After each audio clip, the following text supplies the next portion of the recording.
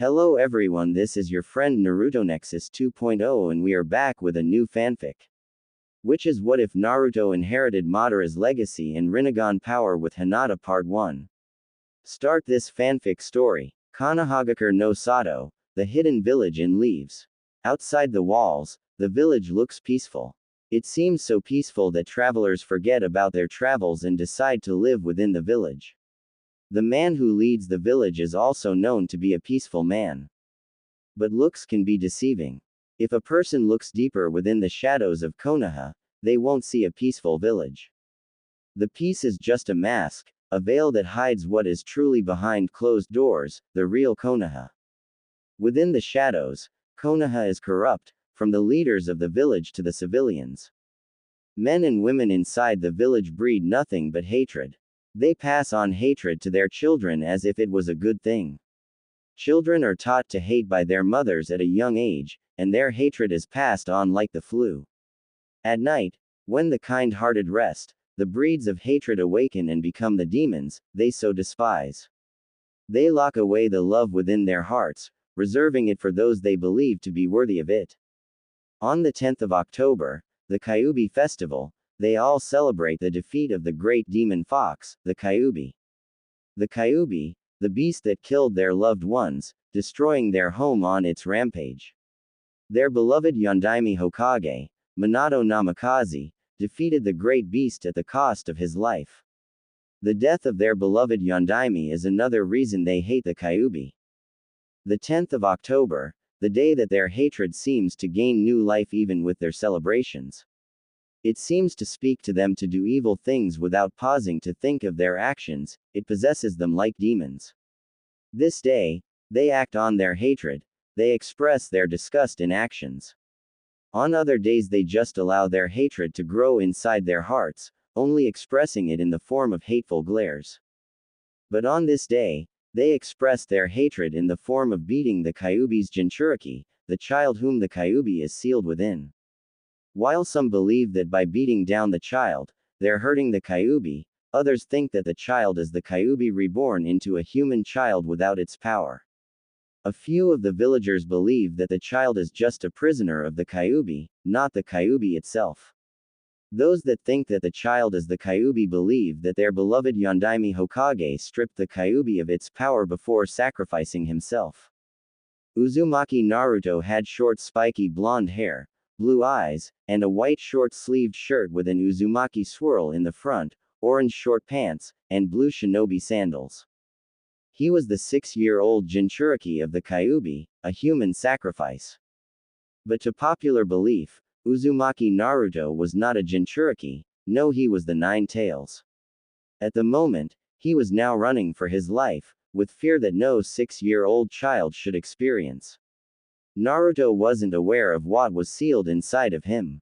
Nobody told him anything, they just kept shouting at him, saying he killed their loved ones. He didn't understand why they thought he committed such acts since he hasn't done anything wrong. It was only on his birthday that the angry mobs would chase him around the village and beat him within an inch of his life. But he always recovered in a day or two, no matter how fatal the injuries he suffered were. The other days they just stared at him with demonic eyes that made him feel unwanted, like an outcast, like he was some kind of disease. Their wicked eyes always weighed him down. They suffocated him. He used to cry at first because of the demonic eyes that always stared at him, but now he'd gotten used to them. He only cried when they beat him on his birthdays. Whenever he asked his Gigi why he always got those eyes from the villagers, his Gigi would always say that people hate everything they didn't understand. The answer always confused him each time he heard it, but he never asked anything further as the Sandaime would talk about something else. Running away from the angry mob was pointless. The villagers would always catch him no matter how fast his little feet ran, no matter where he hid. It was why he'd stopped running and simply waited for the pain to come. Today he would just receive the pain without asking questions. In the previous times when he asked questions, his questions seemed to infuriate them. They talked as if he knew what they accused him of. Even though he knew he didn't do anything wrong today, he would get beaten without saying anything or crying, for that matter. His tears always seemed to energize them, giving them more strength to beat him. Today he was going to try something different. Oh ho, the little demon has finally stopped running. Naruto said nothing.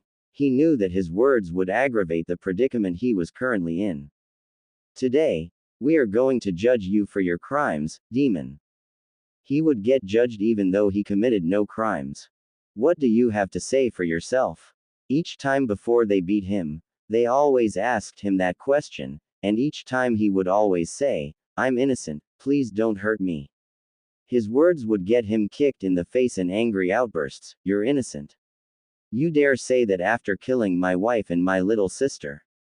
You aren't innocent, vermin. No matter the kind of answer he gave, it was always the wrong answer. Today he wasn't going to answer any questions. You will answer me when I'm talking to you, demon. One yelled, gutting him. Naruto coughed and looked up to the man but remained silent. He was going to get beat even if he answered the question. It served no benefit to him if he answered.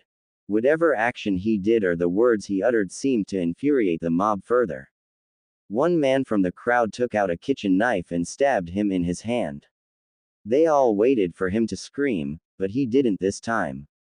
Blood just leaked from his hand while he just looked at it. You're stubborn today, Kyuubi. Naruto's eyes widened in shock. He had heard of the Kyuubi, but now he was just called it. He was just a 6-year-old orphan. Well, now he understood why the hatred seemed to intensify on his birthday. Now that he thought about it, he was born the day the Kyuubi attacked. But why would he be called the Kyuubi? Everybody knew the Yondaime killed the Kyuubi. He couldn't be the Kyuubi, could he? Hey, you know we aren't supposed to say that. The Sandaime forbid it. Ah, that old fool can't do anything. You've seen how kind and loving he is towards the demon, yet we've been getting revenge on the demon for how long now? What has he done about it? Yeah, you're right. Let's just get our revenge and go back to the party before everybody goes home. Naruto clenched his eyes as the beating began. It hurt, but he took it all in without shedding a tear or making a sound. It was just temporary pain. He knew that he would be waking up inside a hospital in a day or two, and the first person he would see would be his Gigi. 2 days later, Konoha Hospital. Naruto couldn't move any part of his body, he couldn't open his eyes, and he didn't feel any pain. The only thing that seemed to be working was his ears. He could hear the sound of 2 voices speaking. He decided to just listen to what they were saying. Hokage-sama, why don't you ask Jiraiya-sama to come back and take Naruto out of the village? I have already tried that Kakashi, but he refused.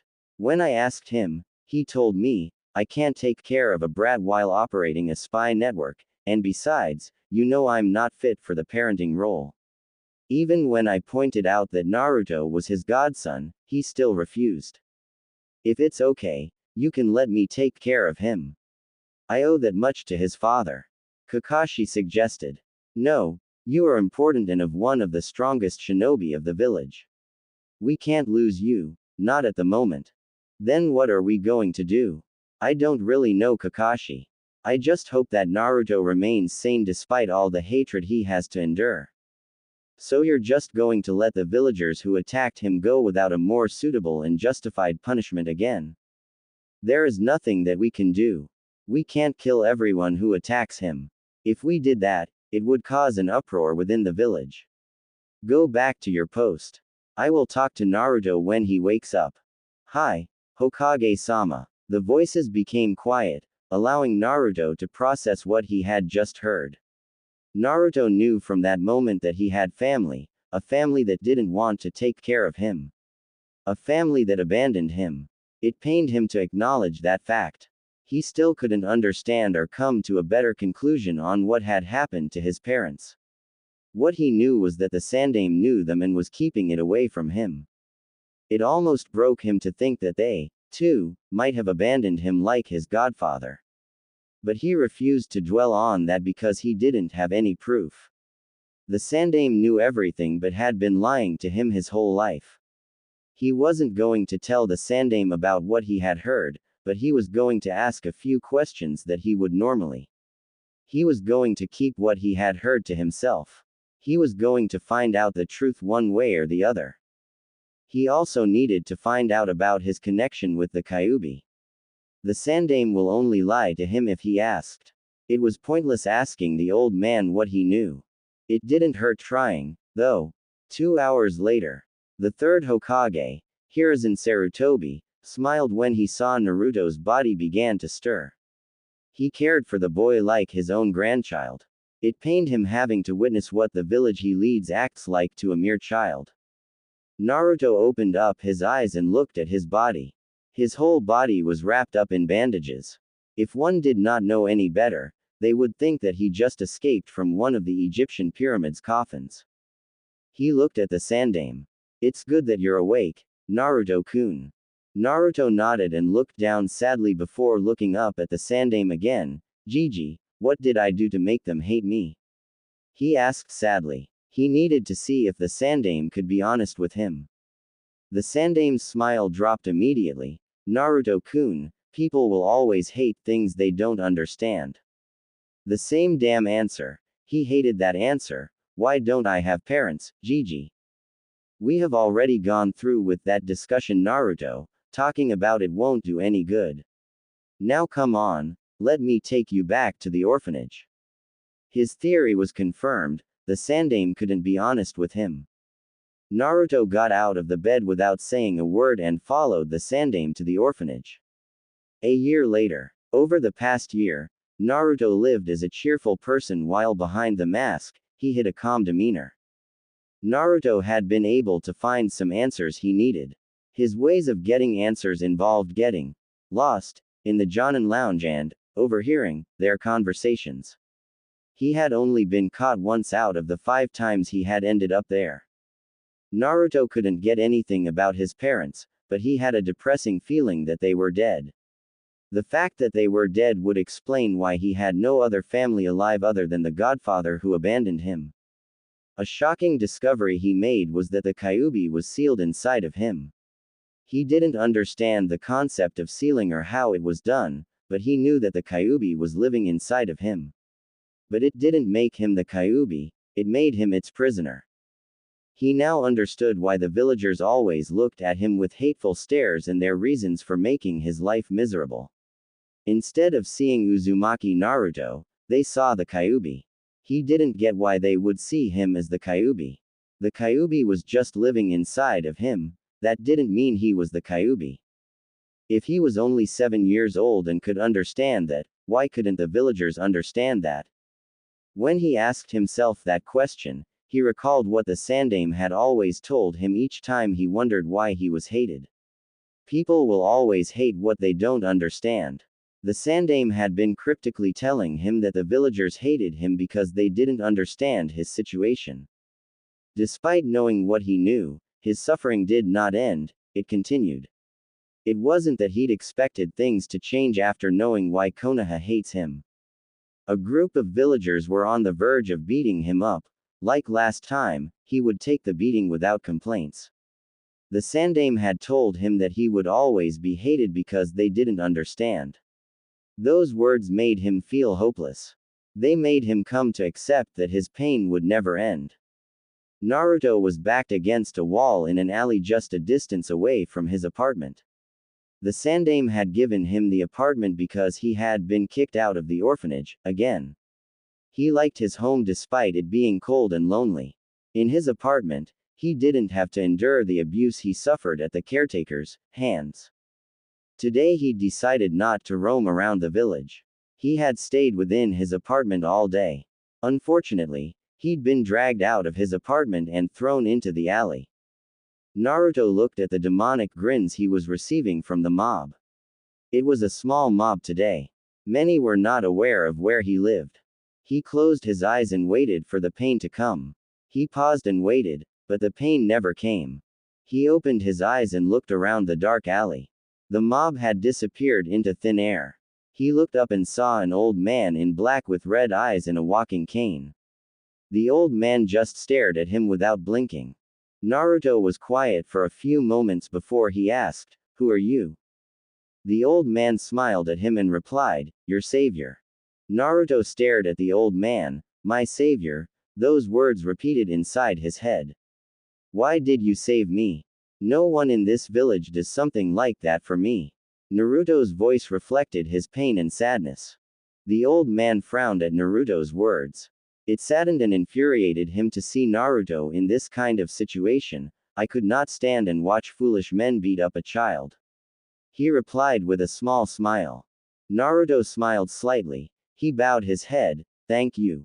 The old man found it amusing. He chuckled for a second before waving Naruto off. "It's cold out here. Allow me to walk you home before you catch cold and more fools decide to attack you." Naruto looked at the old man curiously. No one would be willing to help him unless they wanted something in return. He tried to think of what the old might demand from him, for saving him. But his mind couldn't find an answer. "It's okay. I won't hurt you." The old man spoke sincerely. Naruto detected it because of the kind of life he's had to live.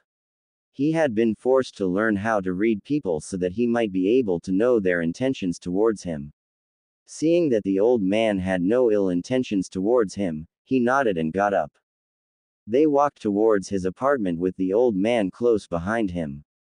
No words were being exchanged between the two, they just walked in silence. Their walk was short. The alley Naruto had been dragged to by the mob was close by his apartment. Naruto opened the door to his apartment and stood there. Something was bothering him that he wanted to ask but was too afraid to. "Go inside," the old man exclaimed while pushing Naruto inside his apartment with a cane. Naruto gathered his courage and asked his questions. "Anyo, do you mind telling me your name so I can tell Hokage Gigi who saved me and what happened to the mob?" The old man gave Naruto a sharp look. Naruto shrunk down a bit and took a step back because of the fierce look he was getting. "Don't tell your Hokage anything about me. If he asks who saved you, tell him you didn't see who saved you," he said in a firm voice. Naruto nodded vigorously. The look the old man gave him told him that there would be consequences, should he say anything. "And as for the mob, I made it disappear." Naruto nodded, not even understanding what the old man meant. "My name is Madara," he said before disappearing like he was never there. He wasn't afraid that Naruto would tell someone his name, for he knew Naruto was a lot more secretive than he let people believe. Naruto stared at the spot Madara had been standing for a moment before closing the door on his way inside. The events of the day had been enough for him. He decided to rest for the day, everything else he would do tomorrow. With those thoughts, Naruto threw himself in on his bed. A few minutes later, the 7-year-old was snoring in blissful sleep. Hokage office. It was rare for the Sandaime to call Naruto to his office. Well, it was mostly because Naruto would always budge inside the office, uninvited.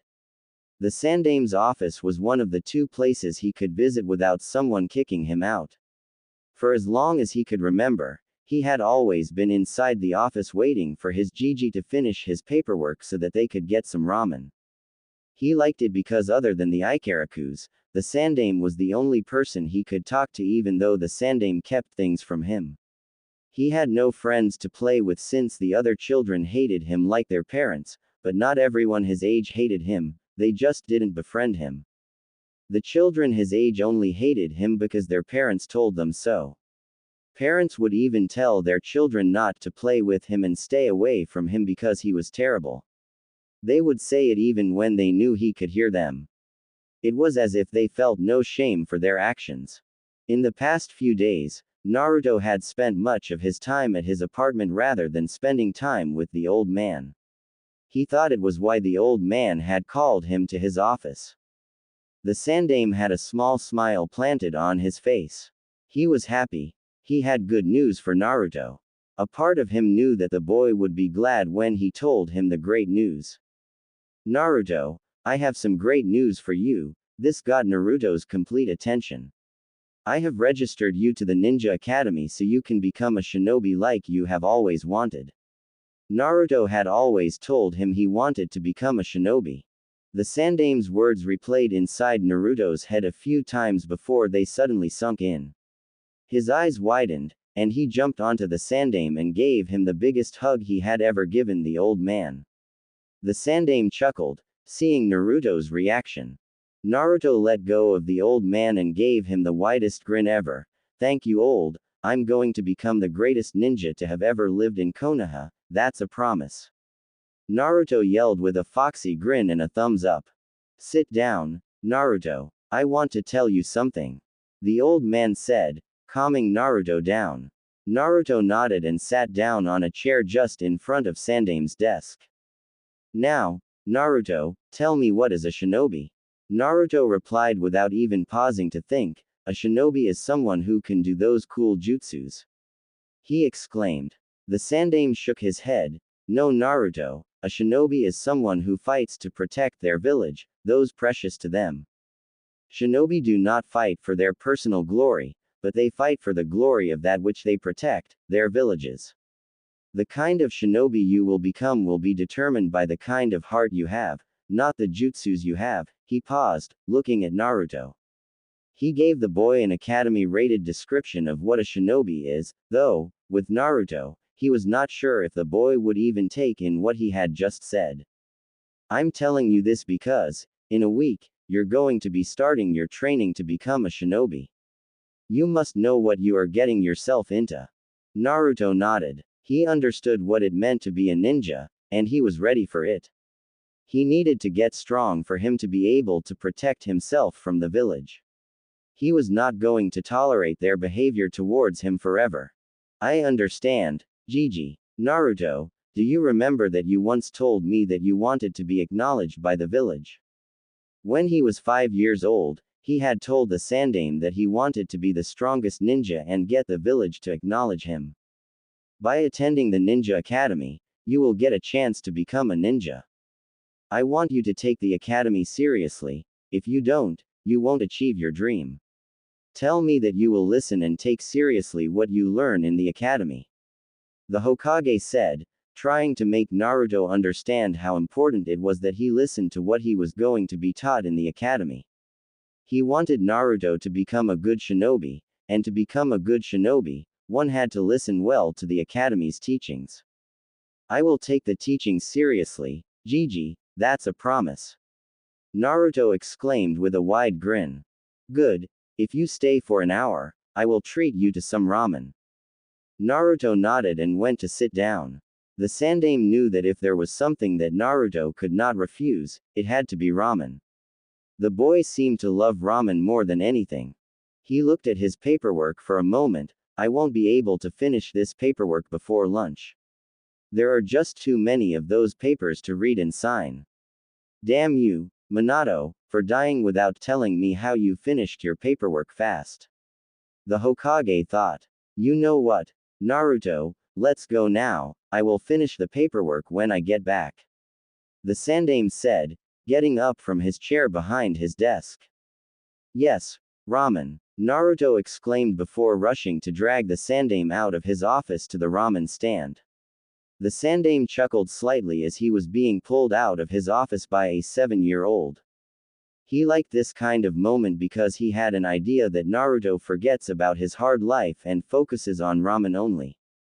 Ramen always got the boy excited. Treating Naruto to a few bowls of ramen was his way of ensuring that the boy was happy. He owed it to Minato to ensure that Naruto was happy. Naruto was a hero in his eyes, even though the foolish villagers refused to believe that. It was his job to make sure that the boy had a good life. He had already failed to make sure that the boy lived the life of a hero he was. Doing something like this was the least he could do for the boy. A week later, Naruto walked within the Ninja Academy grounds. He was wearing an orange jumpsuit he got from the Sandame, goggles on his forehead, and black shinobi sandals. He had a huge grin planted firmly on his face. He was thrilled that he was going to the academy. Going to the academy was what everyone in his age talked about. Everyone wanted to be in the academy, but he did not join the academy because it was a cool thing. No, He joined because he wanted to become a ninja and become strong enough to protect himself. The other kids joined the academy because they wanted to do ninjas do jutsus. They did not understand what being a ninja meant because they did not see what ninjas did on the battlefield. Their parents would never tell them about it since they do not want to scare them. He had the privilege of overhearing things that ninjas did when he had been lost in the Jonin lounge. The Jonins occasionally spoke about their missions, the guilt some felt for killing, and the pain of losing comrades during missions. He did not know what it felt like to take someone's life, but he did not hope to experience such a thing, even when he knew that being a ninja, he would have to kill to fight off his enemies. His time, overhearing things had taught him lessons that he would never forget for the rest of his life. He walked past a couple of parents saying goodbye to their kids. He did not know how they would respond, seeing that he was entering the academy. Entering the academy meant that he would become a ninja one day, making things difficult for them to get their revenge. When the parents saw Naruto, their happy looks and smiles melted. They were replaced by the faces of numerous deals of animosity. They were displeased. The mutterings began. I can't believe the Sandaime allowed it to enter the academy. What was he thinking doing that? It will only give the demon a chance to regain its strength. We have to do something about this before it gets too smart for its own good. I think I'll withdraw my son from this year's class. I don't want my son attending the same class as the demon. Hikaru, you see that boy? Don't talk or play with him. He is evil, do you understand me? Yes, Ka-san. Naruto's grin didn't disappear when he heard the words. He was used to the hateful comments, it was nothing new. He had learned to just live his life and smile like everything was okay. Even when nothing was okay, he still smiled like everything else was. Crying over the hurtful words wasn't going to solve his problems. Crying would only make him miserable. At least smiling infuriated them. They thought that he was ignoring them, and their hateful glares weren't doing their job. He continued on to walk inside the academy. The academy was huge and had a lot of students inside of it. Naruto looked around for where he was supposed to attend his class. Hey, it's that evil kid mother said we should avoid. Yeah, but he doesn't look that evil to me, if anything, he looks stupid. Who wears an orange jumpsuit? Who cares if he's evil or not? He's a new kid. We should teach him a few rules. Yeah, but not now. We'll be late for our class. You know how sensei is when we're late. Ah, I forgot about that. Let's hurry before we get yelled at. Naruto felt saddened upon hearing what his peers had been thinking of him. Even though some didn't care what their parents told them about him, they were still willing to hate him for no valid reason.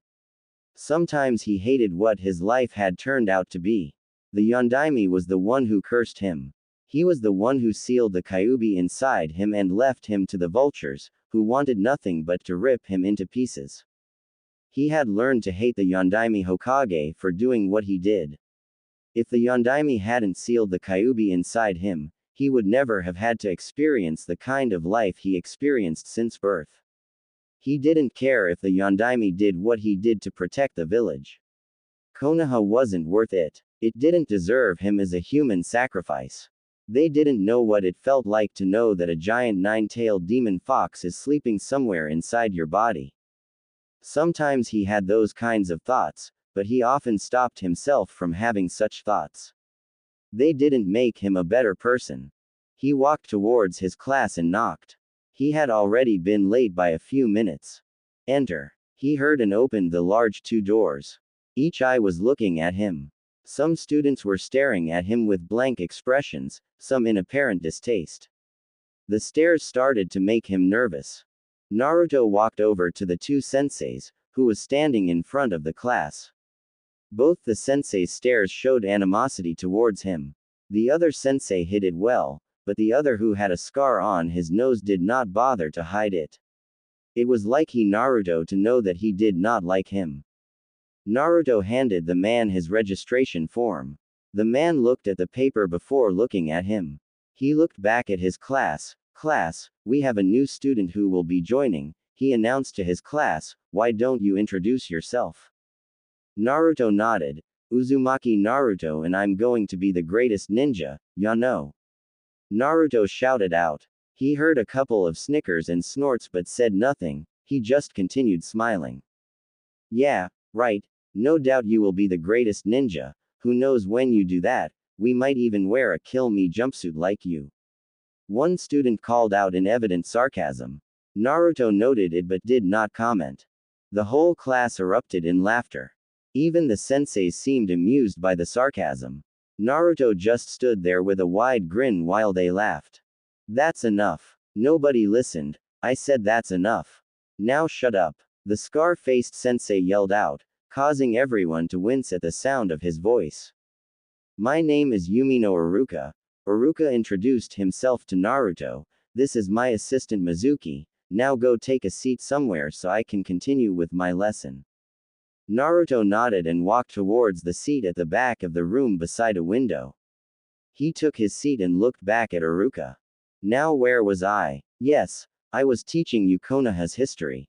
Naruto stopped listening and looked outside the window. He was not interested in the village's history.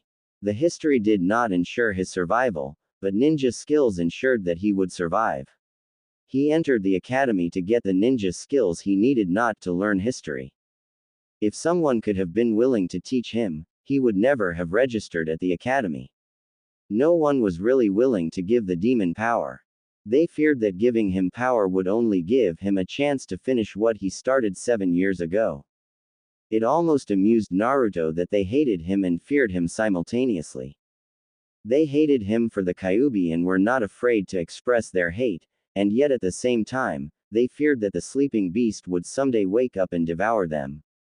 Even though their hatred had made them ignorant of some things, Naruto knew that deep inside their hearts, they knew he was nothing but a prisoner of the Kyuubi.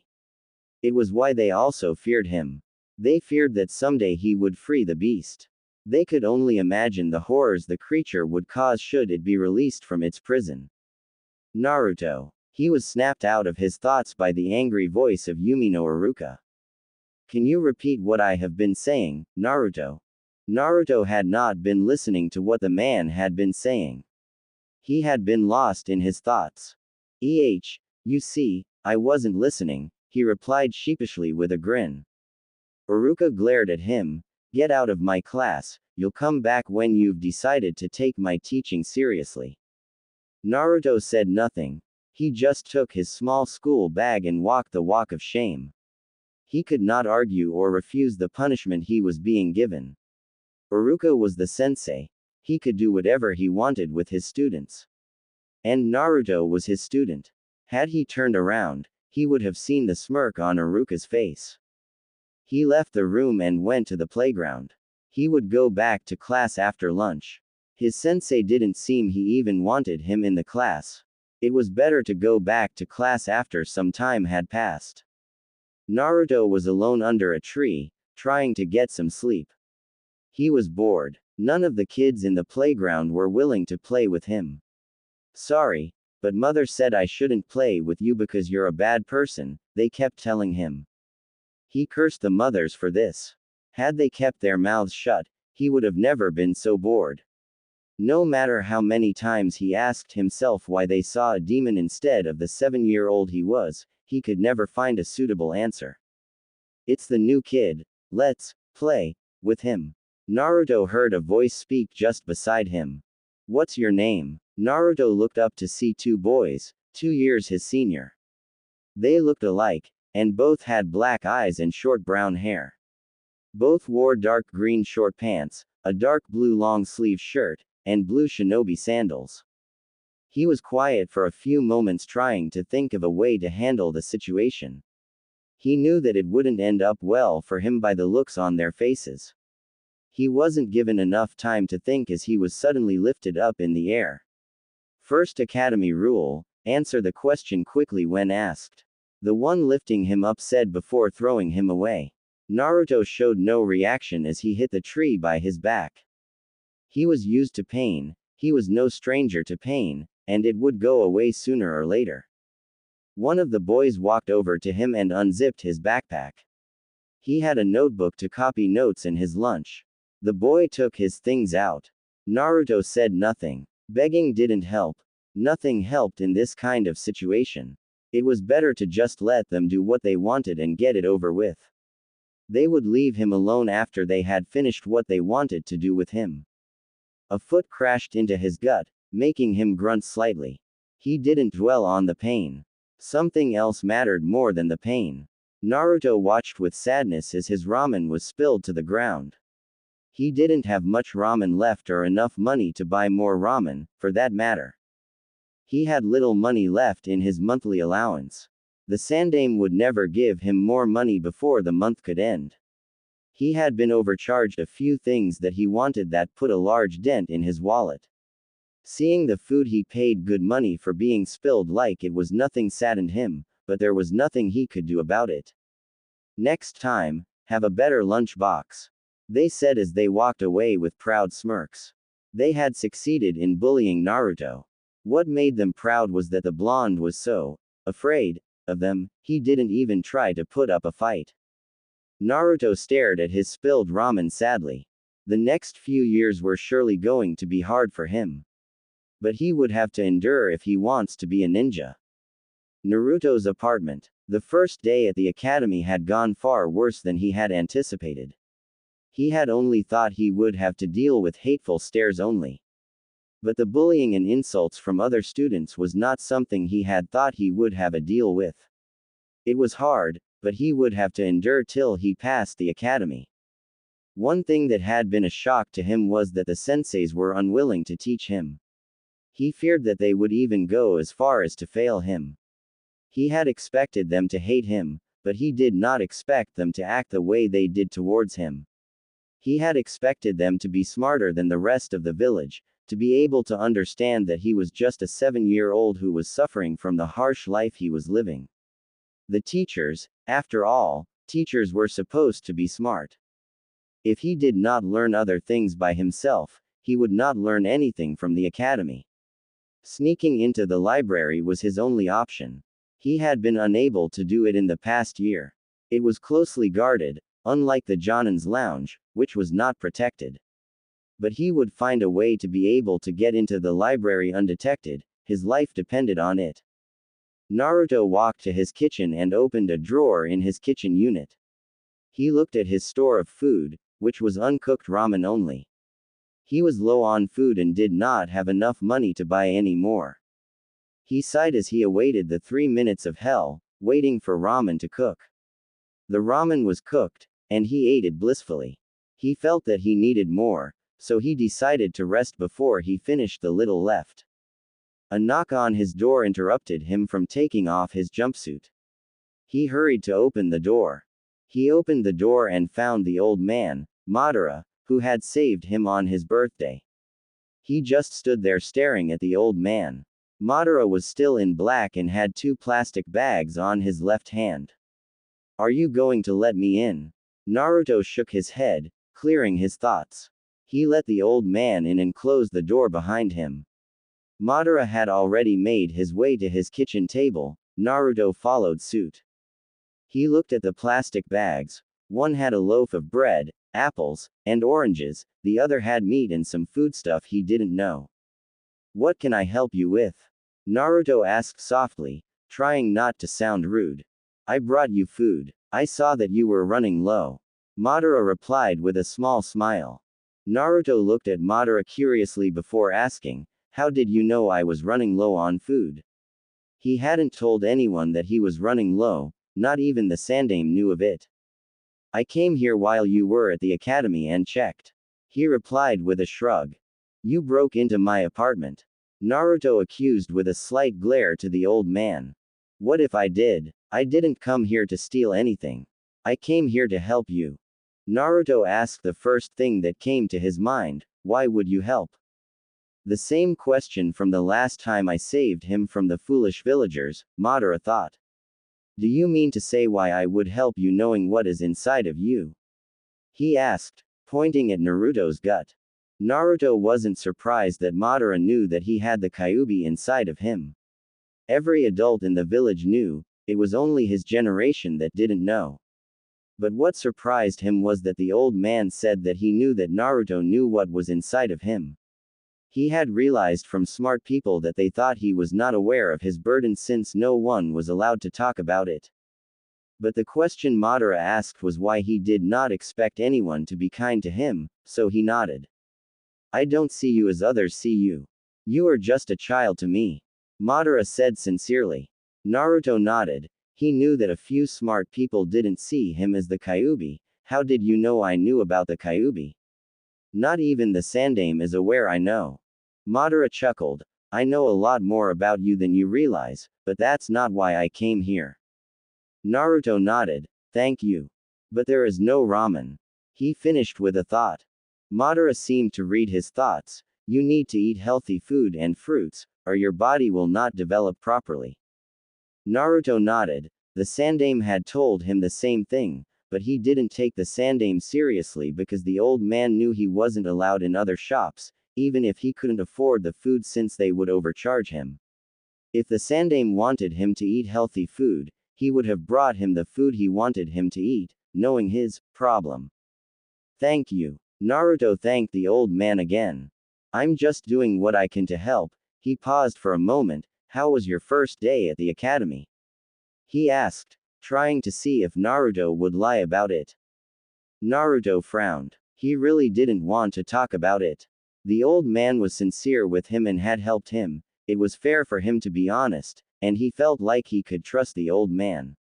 Just like my birthdays, except for this time there was no mob, and I didn't end up in the hospital, but I'll survive. He replied honestly.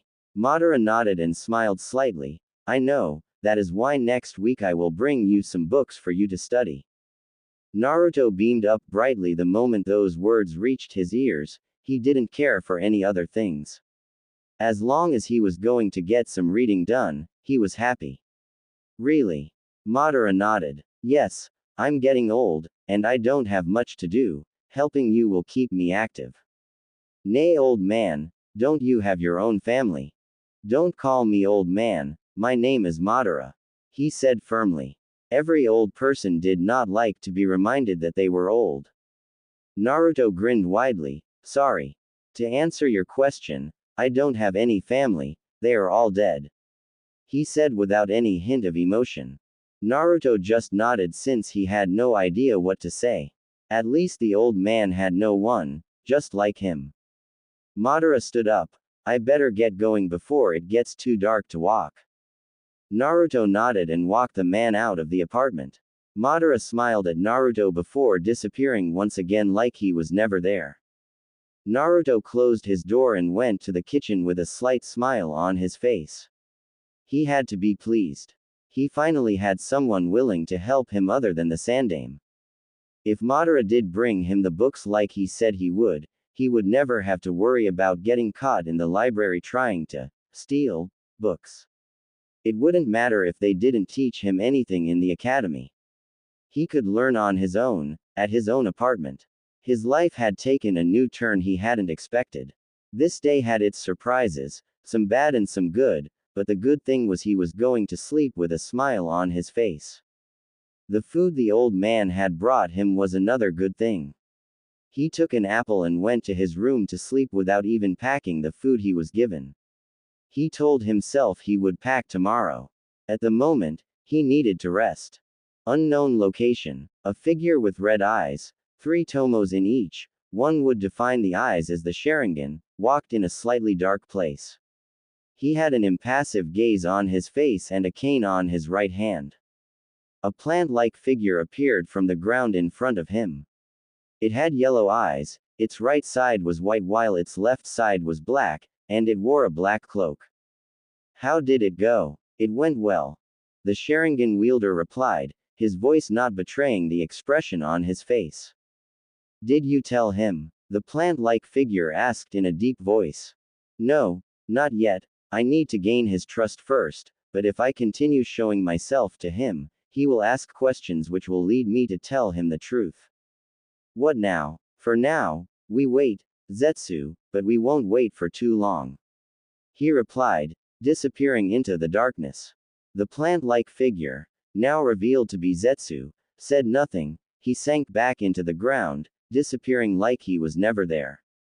Hokage Monument. It has been 3 months since Madara started to bring him things. He now ate without having to worry if he was going to run out of food or not. Even though Naruto himself would deny it, he had gained some weight since eating a healthy diet. Madara brought him healthy food instead of the ramen he ate each time his stomach called for food. It was good for him since he did enjoy eating other food rather than ramen. His studies had progressed at a higher rate than he had expected. At the academy, he still acted like an idiot. It was Madara's idea that he didn't show people that he was smart. It didn't matter though, even if he wanted to show that he was smart, he would never get the chance because he was never asked to answer a question. Naruto agreed with Madara's idea, showing that he was smart would attract a lot of attention he would instead not have drawn. He had gotten close to Madara in such a way that they ate dinner together on Mondays, Wednesdays, and Fridays. They always did it in Naruto's apartment. He had never been or seen where Madara lived. The old man never really gave him a clear answer to questions about himself. He always gave him cryptic answers that he couldn't decipher. It was why he needed answers from the old man. He would ask the old man when he visited him today. He was going to get answers one way or the other. Naruto looked over Konohagakure from the Hokage monument with a solemn expression on his face. He sat on top of Shodai's head. He had stopped sitting on top of the Yondaime's head because he sort of hated the man. The Hokage monument was a place that brought him to peace with himself. There was no one to stare at him. He didn't have to listen to the whispers. He enjoyed the cool breeze that washed over him when the day was giving way to night. If he could live upon the monument, he would have moved up here already. He had only seen the Sandaime a few times in the past 3 months. The old man had been asking why he rarely visited him since entering the academy. He had told the old man the part truth of why he no longer visited like he used to. His meetings with Madara were to remain a secret till he felt like telling someone about it or Madara said it was okay. But even if Madara did say it was okay, he never really planned to tell anyone. The part truth he told the Sandaime was that he had been busy with attending the academy. He never missed a day. He was always present each day in class, looking like a fool. Other students made it a recurring matter that they make fun of him for his Kill Me orange jumpsuit. He didn't care what anyone thought about his jumpsuit, he would wear it till he chooses to abandon it. They could laugh all they wanted. He didn't care. Konoha was peaceful when looking over at it from the Hokage monument. The children were roaming around the village playing games while the elders stood in their groups conversing. One could say it was an ideal village, but what was hidden under those masks of happiness were things that could frighten anyone. It sometimes amused Naruto because if he were to walk within the village streets, the adults would stop conversing and just stare at him, while others pretended like he didn't exist. Yes, there were people within the village who refused to acknowledge his existence. Something like that brought him more pain. It hurt him more than the pain he felt in one of his brutal beatings on his birthdays. Naruto got up and decided to visit the ramen stand. It had been long since he saw the Ikaraku's. Ikaraku ramen stand. Naruto walked calmly to the ramen stand. It seemed that people could sense whenever he decided to visit the ramen stand and make way for him. Most of the time, when he went to the place, it was always empty except when he went with the Sandaime. Naruto took a seat. Today, he would make up for the lost time. Ayame Ne-chan. He called out to his sister figure. Ayame was like an older sister to him, just as her father was like a grandfather. Both Ikarakus cared for him and did not care about how the villagers viewed him. They were the only ones to allow him to eat freely without overcharging him. Sometimes they would even give him free ramen when he had no money to pay. Naruto liked them too. They were kind people. They made him feel like he belonged within the village. A brown-haired girl with black eyes and in a white cloth stepped behind the counter from the kitchen. She smiled brightly upon seeing Naruto. She pulled him over into a bone-crushing hug. If Naruto was a pervert or understood adult things, he would have been over the moon. His head was perfectly placed between Ayame's. All it did was make him feel uncomfortable. Ayame noticed and let him go. Naruto, I missed you. I haven't seen you in 3 months, where have you been? Naruto grinned, scratching the back of his head. I got into the ninja academy, so I've been busy lately, he replied. The only words Ayame heard were, Ninja Academy, you're a student at the academy. Naruto nodded proudly. I'm so happy for you. I know father will be pleased too. I'll give you 6 free bowls of ramen as my gift for making it to the academy. Good. Then make it 26 bowls of miso and pork ramen, and keep 'em coming. Naruto said with a wide grin. Ayame shook her head and went on to get Naruto's ramen. The blonde still had his appetite for ramen. The number of ramen bowls Naruto ate still amazed her. Had he been an Akamichi, she wouldn't have been amazed. She was positive that Naruto could eat more bowls of ramen than an Akamichi. Something unheard of, nobody ate more than the Akamichi. But with the way Naruto ate ramen, anything was possible. She came back with 5 bowls, she would get the rest after he finished. How is the academy, have you? She cursed herself for almost asking if he had made friends when she knew that Naruto was not well liked. Boring. All they teach us is some useless things, they haven't started teaching us cool ninja things, Naruto replied. He did guess what Ayame wanted to ask in her unfinished question, but chose not to dwell on it. Ayame nodded. I can't believe my little Naruto is going to be a ninja one day. I will be a ninja, not just a ninja but the greatest ninja in Konoha, believe it. Naruto replied in a loud voice. Ayame smiled at his antics. She might not have seen him in a few months, but he was still the Naruto knew and cared for. When will you graduate? I doubt you'll graduate anytime soon. You are a little too young to be a ninja, she said, going back to the kitchen to get more of Naruto's ramen. I don't know. They haven't told us how long we had to stay in the academy before we can become ninjas, Naruto replied after Ayame had returned with his ramen. Okay. Promise me that you won't disappear again without telling me. It won't happen again, that's a promise. Naruto replied with a grin. Ayame nodded. I'll be in the kitchen, call me if you need anything, she said, disappearing to the kitchen.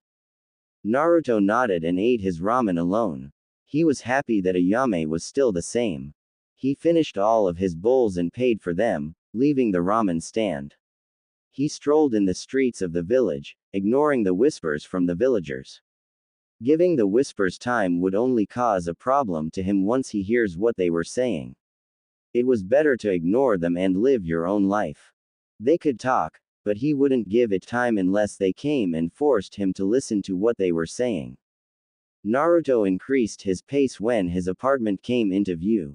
Naruto's apartment. Today was a day Naruto was going to meet with Madara again. It was this day he was going to get the answers he needed from the old man. Naruto sat down in his kitchen with a solemn look on his face. He was contemplating how he was going to start the conversation with the old man. It did not please him, knowing that people knew more about himself than he did himself. It was the same thing with the Sandaime. The old man knew things about him that he wasn't aware of but chose to keep them from him. He did not care for the reasons behind that decision. The fact was that important information was kept from him intentionally. Keeping things from him was not beneficial to him, in fact, it damned him. Because he had to independently come to conclusions, his mind could only make up things that ended badly.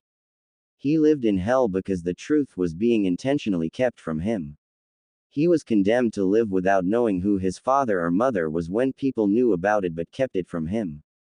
Madara was another situation. He couldn't figure out what the old man was hiding, but he knew that the old man was hiding things. There was no way Madara could have done all he has done for him out of kindness alone. He could never figure out what the old man was thinking. The old man was impossible to read. He could read the Sandaime, but not always. He was only able to read the old man when the old man wanted him to read him. Oh, he knew that the old man let him read him when he wanted Naruto to see that he was sincere. Other than that, there was nothing at all. A knock on the door snapped him out of his thoughts. He didn't bother to open the door. If it was the old man, he would open the door. That had been something he was used to. He had a feeling that the old man would never do anything to hurt him. That kind of assurance disturbed him as he knew nothing of Madara. He didn't wait too long as Madara stepped into his kitchen in his usual black attire. "Hello, Naruto." Madara greeted the boy. Naruto just nodded. He didn't feel like doing the usual chit-chat. Madara noticed but seemed amused by it. "I have questions that need to be answered." Madara's expression turned into an impassive one. "I was wondering when you would say that." His voice did not betray the look on his face. "Who are you? I know you are a lot more controlled, but I will ask you to be calm and don't freak out with what I'm about to tell you." Naruto raised a brow but nodded. "In the of the history books I gave you, there was a man called Uchiha Madara, correct?" Naruto nodded. "I know it may sound untrue, but I am that man." Naruto's eyes widened. That was just unbelievable. Madara lived in the times of the first Hokage, and he was supposed to be dead by now. That can't be true. Madara died during his battle with the Shadaime. Yes, that's what history books say, but that's not the truth. Even if Madara did survive the encounter, there is no way he could still be alive, unless he was an Uzumaki, but still, even if he was an Uzumaki, he still couldn't possibly be alive at this time. Madara had given Naruto books in the history of both Uzumaki and Senju clans. Madara sighed. The boy was not going to believe him, not now. "Okay. Since you aren't going to believe me about that, how about I tell you about your parents?" Madara suggested, knowing full well that Naruto would forget about the previous conversation in favor of learning something about his parents. He was not disappointed. Naruto was in front of him with wide eyes. "Do you know who they were?" "Yes. Now sit properly because this is going to be hard to take in," he said, knowing that Naruto hated the Yondaime for sealing the Kyuubi inside of him and telling him how close he was related to the Yondaime. Naruto nodded dumbly and went back to his chair. "Let me start with your mother. Your mother was the Jinchuriki of the Kyuubi." The moment those words reached Naruto's ears, his eyes became wide. He could not believe it. His mother was a Jinchuriki of the Kyuubi, and no one has ever spoken of the Kyuubi being sealed inside of another person. He shared the same burden as his mother did. Before it was sealed inside of you. The night of your birth, someone ripped the Kyuubi out of your mother's seal, thus, the Kyuubi went on a rampage. Sadly, she died that night. Her name was Kushina Uzumaki. He was at a loss of words because of what he had been told. He had a mother. He did not just fall from the sky. He was both happy and sad. He now knew a little of his mother. She was a Jinchuriku of the Kyuubi. He had taken up her burden. A part of him always knew that his parents were not alive. His mother died the day he was born, the day the Kyuubi went on a rampage. Kushina Uzumaki, that was his mother's name. A hole in his heart seemed to close slightly, but it could never be completely closed as it lacked a mother's love. Naruto smiled sadly before looking back at Madara. He wanted to thank the old man for telling him something that the Sandaime had failed to. It was of great importance to him to know a little about his parents. His voice betrayed him, not a single word came out from his mouth. Madara continued, "Your father was Minato Namikaze, the Yondaime Hokage. That fool and your mother died sealing the Kyuubi inside of you." Madara said. Naruto's blood began to boil furious, his body was heating, and it began to sweat. Clear anger flashed in his eyes. Madara seemed to like seeing Naruto boil in anger. Before his body could start releasing steam due to the heat on his body, Naruto calmed himself down. The bastard who cursed him was his father. He could not understand how any father would do that to his own child. Minato chose the village over his own son. The thought made him hate the man to a higher level. If he had the power, he would go to the Hokage's monument and destroy that man's face. The anger he felt was enough to make him draw out the Kyuubi's chakra unconsciously, but it receded once he calmed down. He was glad for whoever gave him his mother's name. He hated Namikaze, and everything that has to do with him. He hated the fact that the man's blood was inside of his body. If the Namikaze blood could be drained from his body, he would have it drained. You look a lot like him, have you noticed? The horrors continued for Naruto. He did look like a younger version of the bastard. He had the same blonde hair and blue eyes as the bastard. He could see pictures of the Yondaime smiling at him. You might hate me, but you still my son and you look a lot like me. He banished the thoughts quickly before he could do something he would later regret. Minato was a fool to think that the village would accept you as a hero. Naruto nodded. It was a foolish thought by the great Yondaime Hokage. How come no one has ever spoken of my mother's name? There is nowhere in history books that says she was a Jinchuriku. All records about her were destroyed, and her Jinchuriku status was kept a secret. Only a select few in high positions knew of it. His mother was made non-exist because of foolish beliefs. They celebrated the Yondaime as a hero while his mother was not spoken. She died and no one ever speaks of it. Her name was not even written in the history books. He blamed the Yondaime for that. It was the same as him. He who carried the burden was hated, while the Yondaime who ran off to die was worshipped. He hated the bastard. If he was still alive, he would give nothing more than to see the man die a slow painful death, while he watches. Naruto shook his head, banishing the evil thoughts that were on his mind. Thinking such things was not going to do anything good for him. It would just destroy him from the inside. He looked at Madara. How come you know all of this? I'm sure none of the villagers know of it. If they did, they wouldn't dare hate the only child of their beloved Yondaime. He said the last part bitterly. I know of this because I was Kushina's father, your grandfather. That is why I have been helping you for the past months. Naruto's eyes widened. The fact that the man called himself Uchiha Madara was long forgotten. What was important was that the old man has just said he was his grandfather. A part of him always knew that the old man was connected with him. A few tears dropped from his eyes. He had promised himself that he would never cry again, but he could make an exception just for this time. He was happy. He had a grandfather.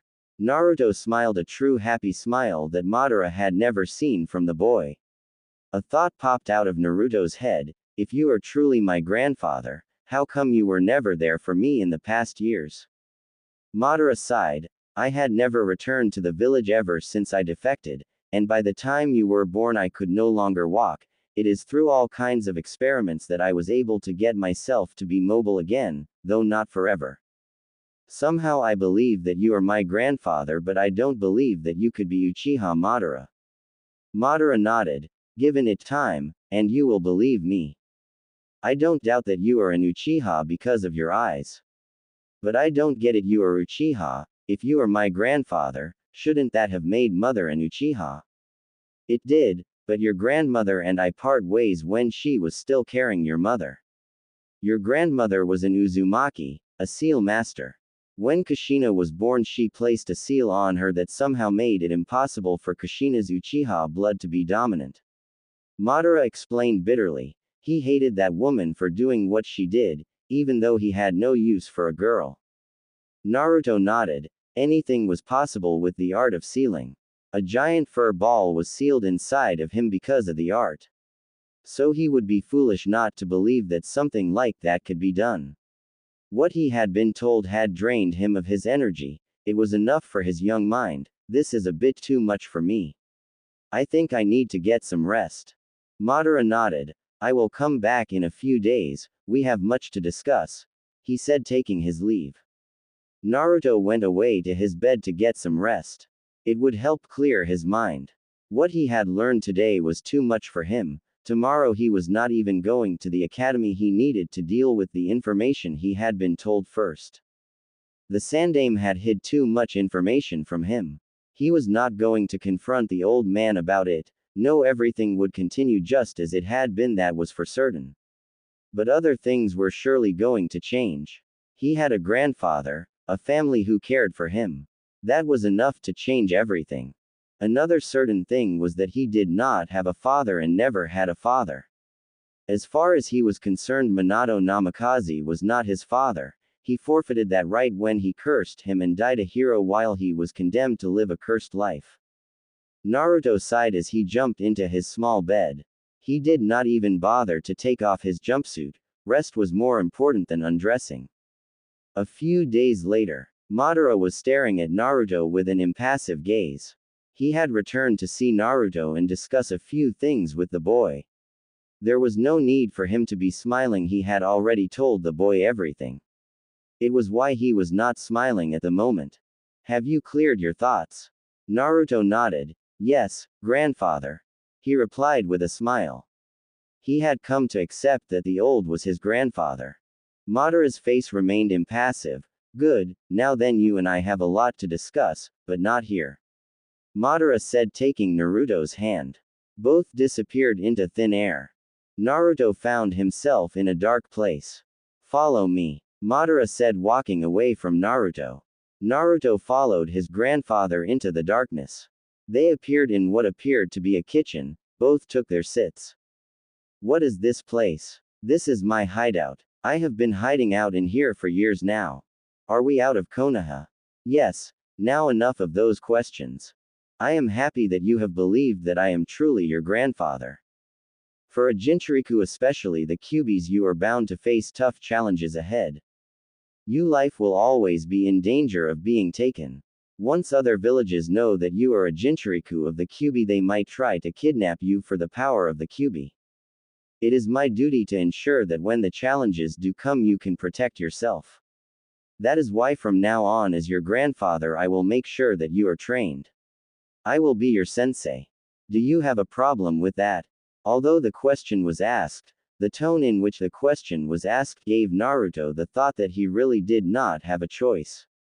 So he shook his head. Good. I only have a few years before this body gives up. I have lived too long. In these few years I must train you and make sure that I build your body to be a powerful body. He paused for a moment. Naruto, you will have to live 2 lives from now on. What I show you here can never be revealed to anyone until I say so. Is that clear? Naruto nodded. I will cast a genjutsu on you, to hide the changes that will occur to your body once you begin training. When do we begin training? Now. What? Listen boy, I don't have much time. I allowed you to enjoy your childhood for the past months, but from now on you will no longer be pampered like a child. Your childhood is over. Naruto looked at his grandfather with wide eyes. The man was taking over his life. Madara sighed, looking at Naruto. Fine, we will begin your training in a week. For now I will show you around the hideout so that you can become familiar with it. Gigi, what about the academy and Konoha? You will be at Konoha. We will just have to find a way for you to be at 2 places at once as time goes on. Madara showed Naruto around the large hideout. But he did not show Naruto everything. He only showed him the rooms and training ground he would use when he is in the hideout. There was another time for the boy to see everything within the hideout. Naruto had to know everything he needed to know before he saw everything in the hideout. Now was not the right time to tell Naruto everything. After he had done that, he took Naruto back to Konoha. He would go fetch the blonde in a week to begin the training he needed to give the boy. Naruto was excited, although a bit sad that his grandfather was too demanding. He was just happy that he was going to get real training done.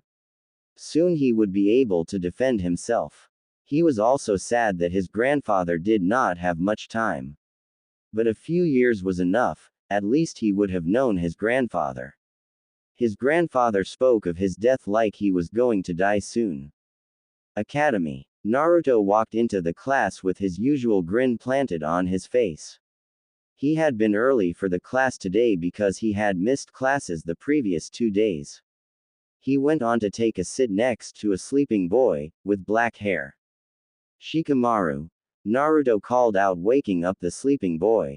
He had been able to find a few people he could talk with and play with whenever he was at the academy.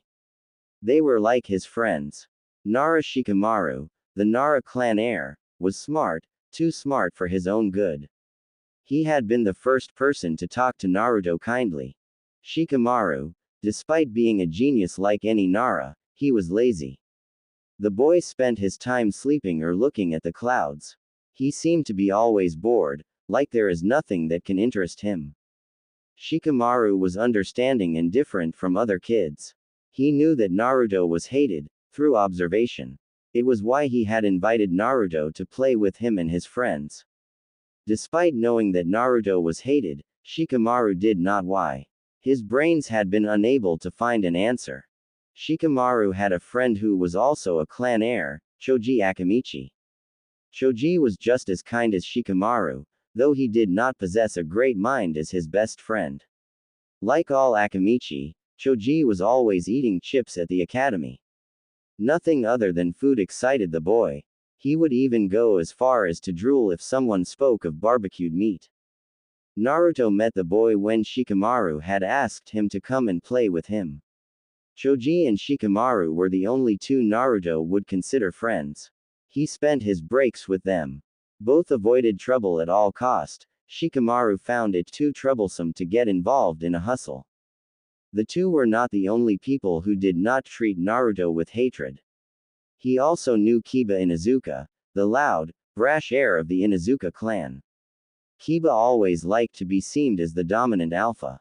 Naruto guessed it was just the Inuzuka blood acting up. It was as if Kiba felt he needed to make his position as alpha known, whenever he felt threatened. Kiba was always with his puppy, Akamaru. They were always together. Kiba would freak out should Akamaru go missing for a minute. It was a custom that any Inuzuka have a dog as a partner, as their fighting style involved working with their partners, which were their dogs. Shino Aburame, the Aburame clan heir. Naruto did not understand the boy at all. Shino was always quiet and never showed any emotion. He was smart but not like Shikamaru. The troublesome blonde, do you have to wake me up every time you find me sleeping?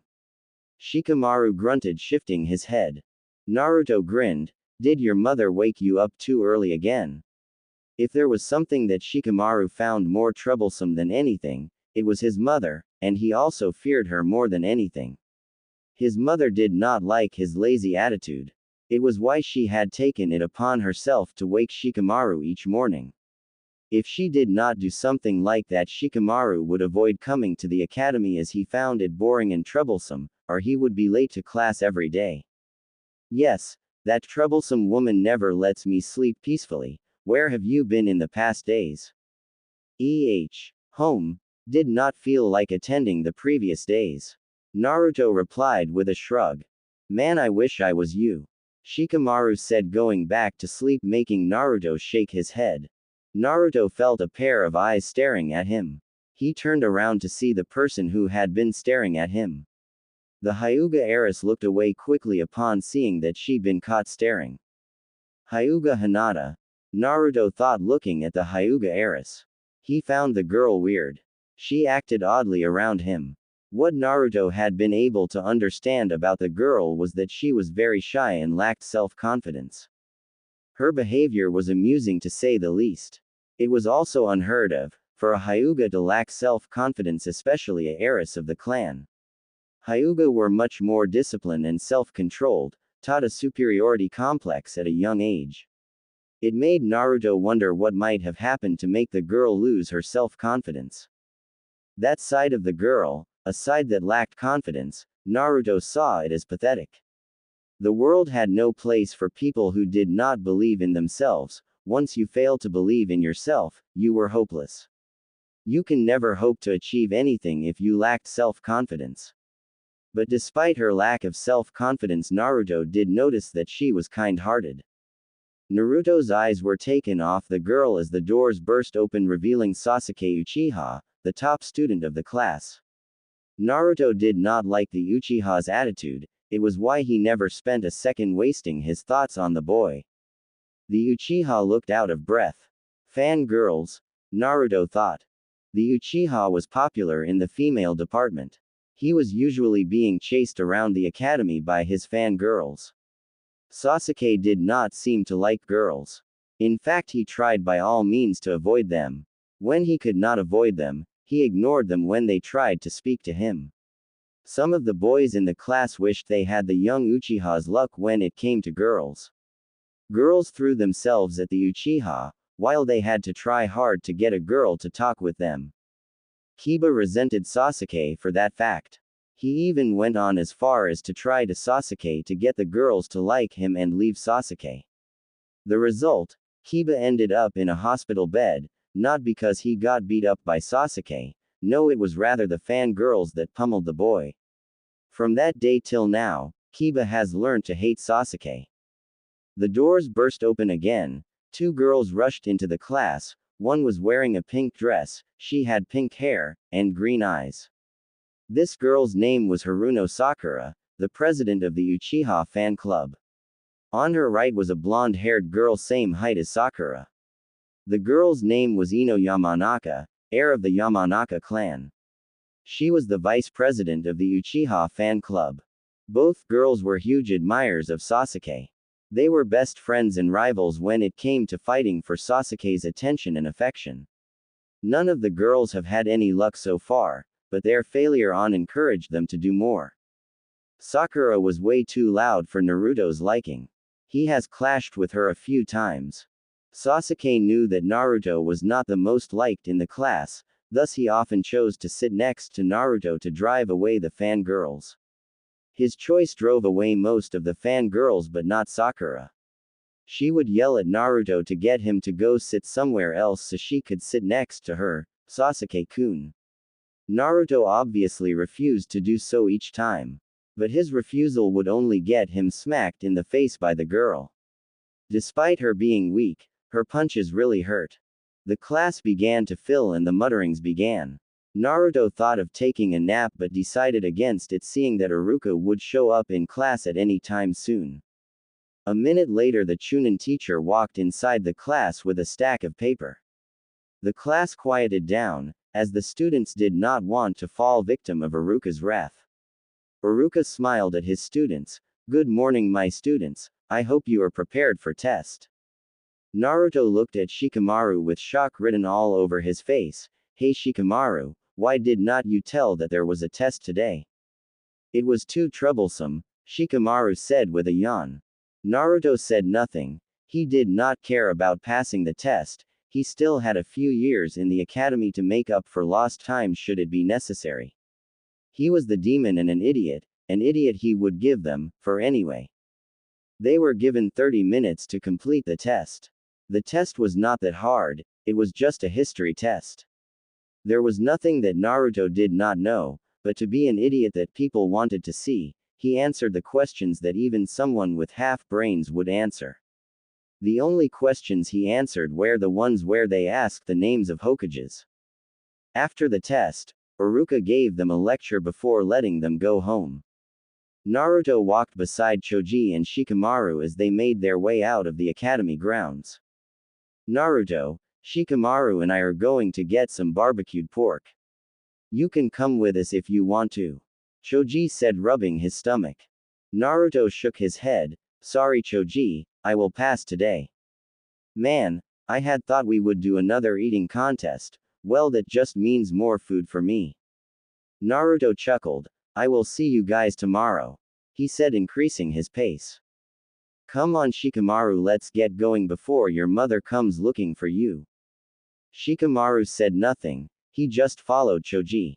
If his mother was to find him at this time, she would have him do hard work he would rather avoid.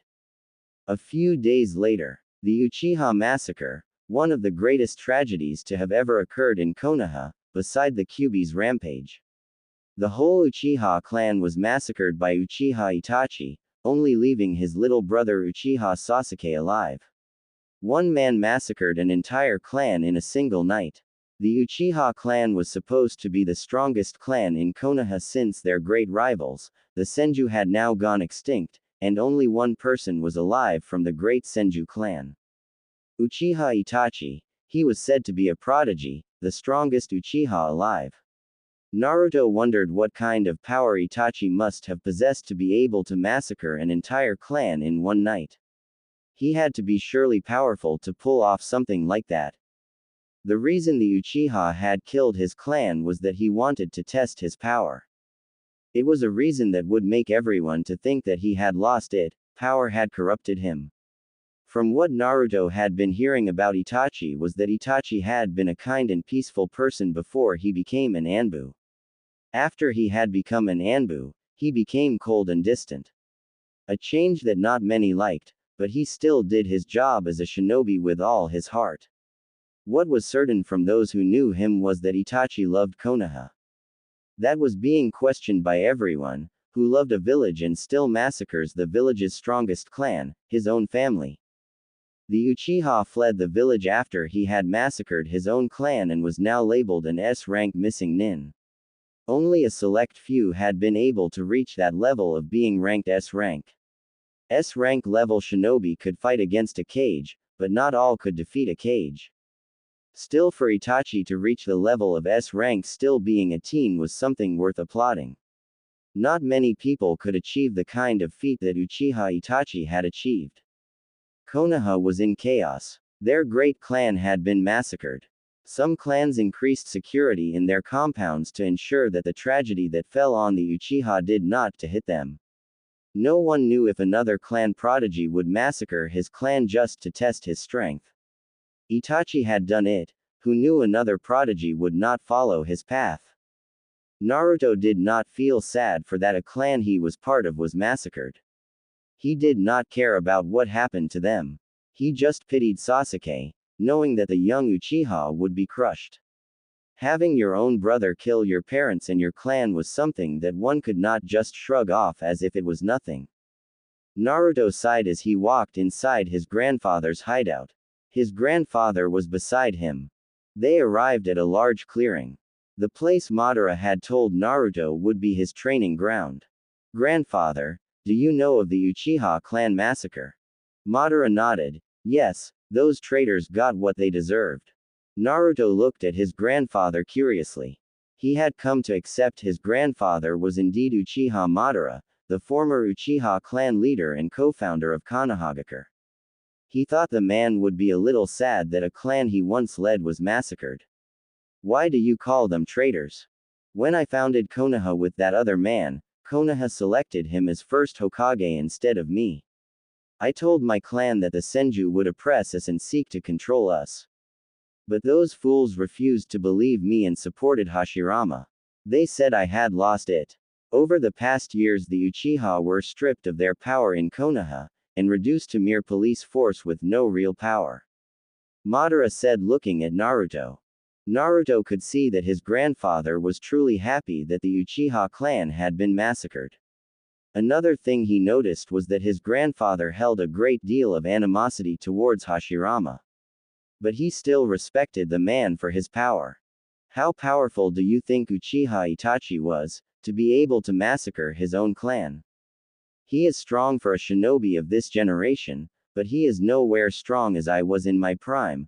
Madara paused for a moment. Do you really believe that Itachi massacred the Uchiha clan because he wanted to test his power? Naruto nodded. Madara shook his head. They were killed because of ignorance. They had come to realize that Konoha leaders were pushing them away from the village they founded. They had lost any power they had and could no longer influence the village in any way. They had also lost trust in the eyes of many Konoha villagers because they were blamed for the Kyuubi rampage, as some believed that the Kyuubi was being controlled by a Sharingan. Had they listened to me, nothing like this would have happened. I still don't understand how that got them killed. They were attempting a coup d'état to take over the village. It was the only way they could get their power back. Something like that would have led to a civil war. Other villages like Kumo and Iwa would have taken the opportunity to attack Konoha. Madara explained, seeing it no point in leaving Naruto out in the dark about the truth. Naruto had wide eyes at the implications of what his grandfather was saying, so Itachi killed his clan to avoid a civil war. Madara nodded. You catch on fast. How do you know this, Gigi? You spend your time here and the massacre only occurred 4 days ago. Madara smiled, placing his hand on top of Naruto's head. I know everything that happens in Konoha. Nothing can be hidden from me. I am a co-founder of the village. When the village was built, I was there. He paused, retrieving his hand. Now shall we begin our training? Yes. I think I will stay here for a few days since Academy has been closed for 3 weeks. Naruto said. Madara nodded. He already knew that. Before we begin your training, I want you to meet someone. Zetsu appeared from the ground. Naruto, this is Zetsu. He already knows you. Naruto waved his hand at Zetsu and then looked at Madara. What is he? Madara chuckled slightly. He is my spy, my creation. Naruto only understood spy. He did not understand what Madara meant by creation. It was not possible for someone to create life, right? You can go, Zetsu. Zetsu sank back to the ground. Madara turned to Naruto. We will begin your training in physical training. I need you to have a strong body. For the next year you will not go back to Konoha, but you will be in training each day. After you awaken your Sharingan, we can then focus on ninjutsu. Won't the Sandaime start looking for me if I go missing for that long? Don't worry, I will help you create a blood clone that will replace you in Konoha for the next year. The clone will last for a year. It will be a replica of you. No one will tell the difference. Naruto nodded and smiled brightly. Now let's begin with the training. He yelled, struggling to contain his excitement. Madara grinned. It was a grin that made Naruto to think twice about allowing his grandfather to train him. The grin Madara had promised pain, a painful training that Naruto would soon have to endure. Madara did not stop grinning as he was busy picturing the torture he was going to put Naruto through. Grandfather, are you okay? Madara stopped grinning. Yay, I am okay. Put this weights on. Naruto put on the weights on his legs, but found it nearly impossible to move. He looked at his grandfather thinking that he would let him half the weight, but his grandfather shook his head. Do 50 laps, after that 50 sit-ups, 100 punches and kicks on that dummy. I will be watching your progress from here. Naruto stood unmoving for a minute. His grandfather hit him in the head with his cane, telling him to begin his training. Naruto dragged his body and began his training, which he believed was a little harsh for a 7-year-old. At the end of the day, Naruto had lost consciousness. Zetsu had to carry him off to his room within the huge hideout. When he woke up, he cursed his grandfather. Madara was quick to point out that with Naruto's healing abilities, because he housed the Kyuubi, any damaged muscles would be healed while he was sleeping. It would be foolish not to take that advantage. Madara said. Though Naruto could agree it would be foolish not to take advantage of his healing abilities, it did not mean he had to like the kind of training his grandfather was putting him through. Don't worry, it only hurts this much because it was your first day. Once you get used to the weights, and your body adapts to the training program, you won't be complaining anymore. Madara said. Naruto just nodded. He needed to rest. The old man had told him when he woke up they would have to begin the training in the morning, only taking breaks to let him recover. 6 months later, Madara had just finished telling Naruto about the Sage of Six Paths. He needed to start at the beginning for Naruto to understand why he was going to do things to his body. Naruto listened well when his grandfather was telling him about the sage and his legendary eyes, the Rinnegan. The eyes that gave the sage the ability to learn any jutsu in existence, control over life and death. Something like that really made the man a god. You had to be god to have control over life and death, to be able to bring the dead back to life. The sage had 2 children, Senju and Uchiha. The Senju possessed the sage's physical power and life force, while Uchiha possessed the sage's eyes. In my fight with Hashirama, I was able to get his cells and infused them in my body. As I told you, the sage was made out of Uchiha and Senju. I experimented on myself trying to achieve the power of the sage. With Hashirama's cells I was able to get his power, the ability to do Mokuden Jutsu.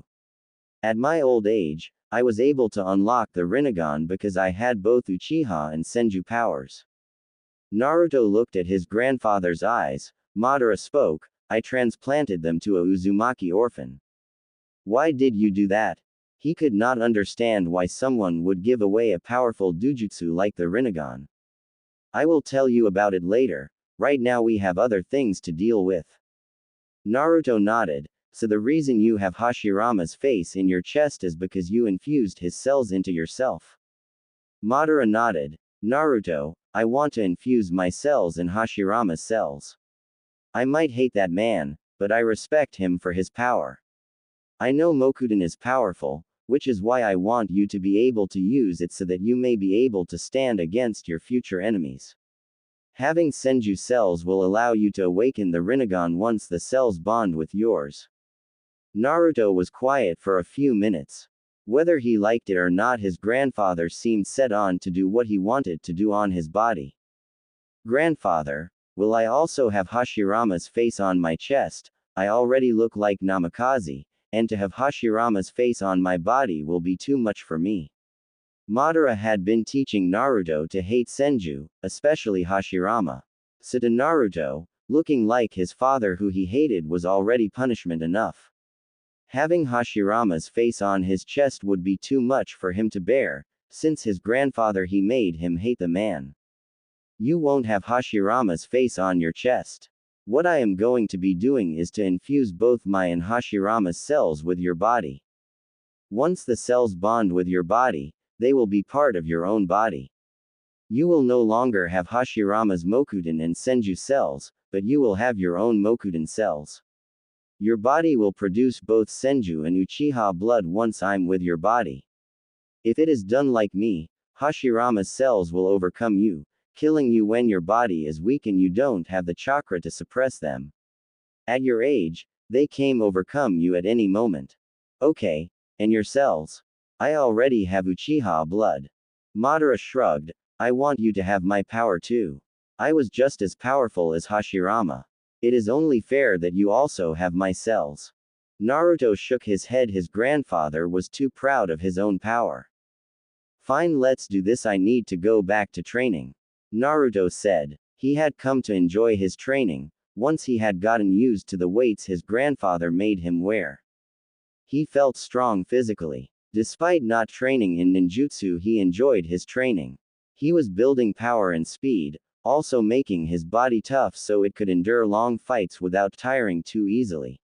One may have an arsenal of jutsus, but if you are slow and are fighting against a fast enemy, your jutsu become useless because you would not be able to do hand seals as the enemy will get you before you even think of a jutsu you want to use.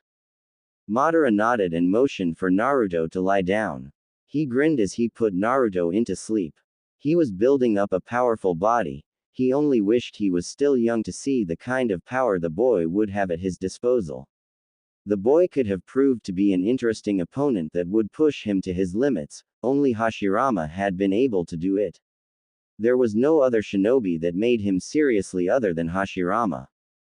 2 years later, a 10-year-old Naruto was watching over Konoha from the Hokage monument. Both his eyes showed a fully matured Sharingan. After his grandfather had finished working on his body, he had Zetsu take him out of the hideout. He was taken to a bandit camp and Zetsu disappeared, leaving him in front of a camp of 25 overgrown men. They not pleased seeing Naruto in their camp and were not just going to let him go away. Stepping inside their camp meant he had seen things that they prefer that they not be seen by other people. If Naruto was to run off and tell people of what he had seen, it would prove troubling for them. The village nearby was surely going to hire shinobi to get rid of them. Shinobi were not people they liked to deal with. Naruto knew that he was going to have to fight with the bandits. He had been itching for a battle after all. He needed to test how far he had gone with his training. And so he fought with his enemies. They were weak, not strong as shinobi, but their numbers proved too much for Naruto. He was almost killed, but his experience of almost getting killed awakened his Sharingan. Zetsu came and finished off the remaining bandits. He took a guilt-stricken Naruto back to the hideout. Naruto felt horrible for killing. To take someone's life had left him feeling like a monster. Especially after knowing that he had just killed just so he could awaken his Sharingan. He was happy that he had awakened his Sharingan, but the way it was awakened was not a way he liked. It took a beat down by Madara's cane for Naruto to stop feeling guilty. The experience of killing and Madara's influence left Naruto with little emotions to display. Over the past 2 years he had worked in ninjutsu and maturing his Sharingan. He trained mostly alone since his grandfather was old and not as mobile as a sensei should be. He only gave Naruto instructions and advised whenever Naruto was having troubles with something. The thing he hated about his grandfather was that he was a perfectionist. Every little mistake that Naruto made was pointed out. He was never satisfied with good, only perfect made him smile. Hashirama's cells were hard to control, his grandfather had told him be patient. The cells were just too hard to control since they had yet to completely bond with his body. Madara had suggested he keep training physically and give time for the cells to bond other than forcing the issue. Naruto listened but worked on fire jutsu. His grandfather was a master of the fire element. With his cells in his body, it also gave him higher control over the fire element. Soon he would be a master of the fire element, with enough training. After he had awakened the Sharingan, he had decided against coming back to the village, so that he may focus on maturing his Sharingan and learning ninjutsu. He let the blood clone continue to be in his place at the village. His grandfather had told him to be careful that no one saw him with his Sharingan activated. Madara had said that because Naruto had his Sharingan activated, always. His secrets meant that he could not train within the village. Training within the village would be risking him getting caught doing things he shouldn't be doing. He had returned today. Madara had told him to go back to the village for some time. Zetsu would be used if Madara wanted to see him. The old man's body was giving up. He had told Naruto to go back to Konoha while he dealt with the problem. Naruto just hoped that the problem would be dealt with. He did not know how he would react should his grandfather's body give up. Naruto was busy sorting out the memories of the clone he had dispelled. The blood clone gave him all the memories it attained on its 2.5 life. The memories were too many. Naruto had been sitting in a meditative position for the past 5 hours. A major headache was troubling him due to the overload of memories he received. Nothing much had changed in Konoha. The Sandaime still visited him at his apartment once a month. The villagers had been treating Sasuke like a king because he was the last faithful Uchiha. But the Uchiha seemed not to care how they treated him, he just avoided everyone. Looking at the memories, Naruto shook his head at what Sasuke had become because of his brother's actions. Naruto thought for a moment. Sasuke had always been the way he was at the moment, it was just that before the massacre he was not cold and an emo brooding king. But he was distant and seemed to have something dark hidden within his heart. Naruto wondered what the Uchiha would do should he know why his brother massacred their clan. The Uchiha massacre had left the boy unstable. He seemed to lose control over all his emotions when someone mentioned Itachi. Itachi had become a taboo in the presence of Sasuke. The village hated Itachi. They did not know the sacrifice he made. Itachi was like him in some sense. Both were hated even though they were heroes. But it was different with Itachi, since nobody knew he was a hero. With him they refused accepting him as a hero even when he protects the village each day by housing the Kyuubi. Due to Madara's influence, Naruto had also come to thank Itachi for the Uchiha clan massacre. They had betrayed his grandfather. Had they not done that, they would never have been wiped out by a single man, no a teen with a Mangekyo Sharingan. Their arrogance was another that got them killed. They might have been powerful to think that they could take on a village had been a foolish thought on their part. The Mangekyo Sharingan was a powerful tool. Dangerous, wielded by a demented person. Madara had told Naruto all of the Mangekyo's abilities. Thus Naruto respected anyone who had awakened the eyes. Naruto sighed as he got up and deactivated his Sharingan. He decided to walk back to his apartment. He needed to kill time, it was still in the afternoon. He had nothing better to do for the rest of the day. It seems they still haven't changed. Naruto thought, walking in the streets of Konoha. The villagers still had their hateful glares, while some ignored his presence. His clone did not walk around the village much often, it spent most of its time at the academy and in his apartment. With the time he spent getting lectures from his grandfather, Naruto could care less if they stared at him or not. It longer hurt him, in fact it amused. They were ignorant fools blinded by hatred. He would be a fool too if he cared for what ignorant fools say and do with their time. It was better to let the fools amuse themselves, for now. Sooner or later he would be the one laughing openly at them. For now he could not tell them they were fools, if he did they would surely rally up everyone to try to burn and skin him alive for insulting them. Naruto walked past a lake, he stopped when he saw Sasuke sitting there alone. Sasuke noticed Naruto and stared at him with cold uncaring eyes before looking away from the blonde. Naruto shrugged Sasuke's cold stare and continued walking at the direction of his apartment. Sasuke chose to be distant from other people, no one chose for him. He chose to take the path of revenge. Revenge was never a pretty thing. It destroys you from the inside out, until there is nothing left. What would be left would be a body that used to be a person, a shadow and memories that would soon be forgotten. Naruto walked inside of his apartment. He breathed in the air inside of his apartment. He had missed his cold and lonely home. It has not been home to him for the past 2 years. Naruto smiled at himself and went to his small bedroom. He took off his jumpsuit and jumped into bed. It might have been too early for him to sleep, but he had nothing to do. Konoha was not like his grandfather's hideout where he could do so many things without getting bored. His mind seemed to agree with him. It did not take long for him to drift into unconsciousness bliss. A few days later, the Forest of Death. Today Naruto had been strolling around the training ground. He was bored and decided to take a walk within the forest. Only a select few used the training ground, it was a good place for one to be alone. He could not walk around the streets of Konoha because there was always a pair of Byakugan eyes watching him. It made him feel uncomfortable, to think that a girl, not just any girl, a Hyuga heiress was stalking him. Ever since he returned he had noticed that most of the times the girl was following him around the village. The girl was weird indeed. Naruto came to a conclusion that his clone had been unable to sense her, because it was a copy of the untrained him. Now he sensed chakra better. The girl was just not good at hiding her position. He had been able to know she was following him rather easily. He climbed on top of a tree and sat on a branch. He still had a lot to do with his training. He was wasting time sitting around doing nothing. The academy had nothing to give him, but in order for him to be a ninja he had to attend and pass. Zetsu's head formed beside him.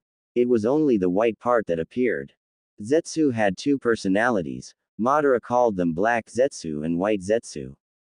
Zetsu was originally all white, but his grandfather had planted his nature and memories on him. But it resulted in creating Black Zetsu, which was smart, serious and strong. Black Zetsu became Madara's will. It could do Mokuden Jutsu as Zetsu had been created from Hashirama's cells. White Zetsu was weak, often playful and never was serious. It hated being reminded that it was weak. The beings could separate from one another. They could function without the other half. Naruto looked at White Zetsu. If he came here alone it must mean Black Zetsu was somewhere else. Zetsu smiled at Naruto, "You look bored." His voice was not deep as Black Zetsu's. Naruto nodded, "There is nothing to do here other than going to the damn academy." He paused for a moment, "What brings you here?" "Your grandfather wants to see." "Do you know why?" Naruto asked. He hoped that the old man was okay. "If I told you, then you wouldn't have to go back to the hideout and see your grandfather." "I guess you're right," Naruto said. He made a wood clone to replace him while he went away. A wood clone was strong, but did not transfer back its memories to the original. Naruto did not want another headache. A wood clone had been something his grandfather had taught him, it was the only Mokuden Jutsu he could do. "You stay here for now, return to the apartment later on, Don't miss a day of the academy, and never forget to keep your cover persona. Naruto said, disappearing in a swirl of leaves. The only way he could go to the hideout without his grandfather was use the teleportation seal in his apartment, which could only be activated by his blood and chakra. Zetsu sank back to the tree branch. Unknown location. Naruto looked at his grandfather's face. He looked a lot more serious than he had ever seen him before. But he was happy. That seemed fine. It seemed that he had solved his problems. He sighed in relief. Naruto, I'm going to tell you some important things, and I need you to listen carefully. Naruto nodded. Do you remember the room I told you had tablets that contained valuable information on them that only an Uchiha and those with the Rinnegan could read? Naruto nodded. The information that is in there is the history of the Raikudo Sennin, chakra and the Bijus. After we are done here, I want you to spend as much time you like making sure that the information in those tablets is in your head. Naruto could only nod. His grandfather never asked him to do something unless it was important. In my years of being a shinobi, I came to hate the shinobi system. I devised a plan that would allow me to rule the world, to be God. But by the time I had all the necessary tools to do that plan, I was already old, and could no longer carry out that plan. During the Third Ninja World War, I found a young Uchiha boy. His name was Uchiha Obito. He was nearly dead when I found him. His right side of the body was crushed. I took the boy and brought him back to the hideout, and fixed up his body. I did that using Hashirama's cells. When he had recovered, he chose to return back to Konoha. I allowed him to go, but he returned shortly afterwards to stay with me. I told him of my plan. He liked the plan and agreed to take part in it. I used a very powerful genjutsu on him to tell him the knowledge I had, that would help him with the plan. I knew that I was going to die soon and I needed to give him what he needed to be successful in the plan. I trained him as best as I could so that he could be strong and told him to use my name once I had died. But he betrayed me to rule the world himself, and he is out there gathering the strongest shinobi to see that the plan succeeds. He uses my name to recruit the strongest shinobi. He uses the name Uchiha Madara to those he wants to recruit in Tobi while doing other things. Naruto absorbed all the information his grandfather gave him. He was a little mad that someone would betray his grandfather. What was this plan, grandfather? How did you plan to rule the world? Madara smiled slightly. I engraved the whole plan in the tablets. You will read more about it in detail when you read the tablets. For now I will tell you what the plan needed to be a success. He paused for a moment, catching his breath. For the plan to succeed, I had to collect all the bijus and seal them into the Gedo Mazo. The Gedo Mazo is a vessel. It can only be controlled by someone who has the Rinnegan. Obito created an organization called Akatsuki. I know their purpose is to collect all bijus. Once they know all their locations and strengths, the group is comprised of S-rank criminals only. There are 10 of them. Grandfather, you said someone with the Rinnegan could control the vessel in which the bijus are sealed into. Does this mean that Obito awakened the Rinnegan? Madara shook his head. No, Obito can't awaken the Rinnegan despite having both Uchiha and Senju powers. His body is not perfect like yours. I did tell you that I had awakened the Rinnegan and transplanted it to someone else, correct? Naruto nodded. That was before I had taken in Obito. The name of the child I transplanted my Rinnegan is Nagato Uzumaki. Obito, using my name and his knowledge of the Rinnegan, managed to get Nagato to work with him. Nagato controls the vessel, and is the figurehead leader of the Akatsuki while Obito operates behind the scenes. When he is not operating behind the scene, he uses the name Tobi, keeping the name of Madara a secret to those in the group who aren't aware of it. Naruto now understood that since he was a Jinchuriku, it meant he was in danger of being captured too. His grandfather had thought of a plan to rule the world by capturing the bijus. He figured the bijus were needed for their power. From what his grandfather had told him, the bijus had large amounts of chakra that no man could have. The Kyuubi was said to have almost an infinite chakra supply, being the strongest of the bijus. He did not know if his grandfather still wanted to rule the world or if he wanted him to rule the world once he becomes powerful enough to do so. He had no intentions of ruling the world. He did not know what he would say if his grandfather was to ask him to rule the world. Grandfather, isn't Toby afraid that you will tell the world that he is not Madara? He did leave you alive. No, he has no such fears. He knows that I can't do anything. Look at me, I'm old. I can't stop him if I wanted to. He would have been fearful if he knew about you, but he doesn't, for now that is. Naruto did not need to know that the fool left him alive just so he could watch him take over the world using his name. Naruto nodded. I guess Zetsu has everything to do with why you know everything he is planning. Yes, Zetsu is quite useful when it comes to gathering information. What is it that you want me to do, grandfather? Do you still plan on ruling the world? Madara shook his head. I no longer have such plans. I don't care what happens to the world, I'm going to die soon. But what I plan for you is to take back everything that belongs to me. Naruto waited for his fate. With the secrets of your body you can become powerful, even powerful than I was at my prime.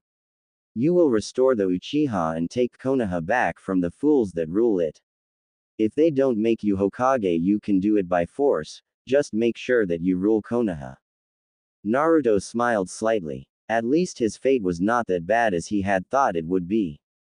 What about Toby and the Rinnegan? Kill the fool and you can do whatever you want with the Rinnegan. Naruto nodded. Is he the one who ripped the Kyuubi out of mother the day I was born? Madara nodded. Well, I guess I have more reasons to want him dead. Madara smiled. Things were going according to plan. He was still surprised that Naruto did not argue with him over becoming the leader of Konoha, a village he hates. Still, what worried him was what would happen when time came for him to die. When he said he no longer cared for what happened to the world because he was going to die, he saw a flicker of emotion in Naruto's eyes. It seemed that Naruto had still not come to accept that he was going to die in a couple of years. Grandfather, this means I have to train harder than I have been. Madara nodded. Yes, it is why I had given you some time off, because in a month you will no longer be going back to Konoha until your clone graduates at the academy. Are you saying that I'm going to stop hiding after I graduate? No. When you graduate, it will be risky to let a clone be your place since you will be doing missions. You will still keep your secrets. I told you before that you will only reveal some of them after I die. He saw it again when he said, die, but said nothing. Naruto nodded. Who was he to deny his grandfather's wishes? Naruto, I want you to return to Konoha. Zetsu will come and fetch you in a month to continue your training. Hi, Gigi. Madara smiled as Naruto went away to his room so he could teleport back to Konoha. Zetsu appeared from behind him. That went well. Black Zetsu said in his deep voice. Yes, he took everything in far better than I had expected. At least now he can train harder knowing what his goals are. You really are serious about this, aren't you? What I do now, I do for him. Once he awakens the Rinnegan, he will become God. Other villagers will fight him in fear of his power. But they will not defeat him. Once that happens, it will be easy for him to influence the elemental nations. Madara replied, not directly answering Zetsu's question, but Zetsu understood. Madara no longer wanted to rule the world, he wanted his grandchild to live a better life and change the shinobi world with the power of God he would come to gain once he awakens the Rinnegan. A change in the shinobi world was what Madara wanted, that was why he wanted to rule it. Konoha. Naruto sat down at his kitchen. He had a lot on his mind.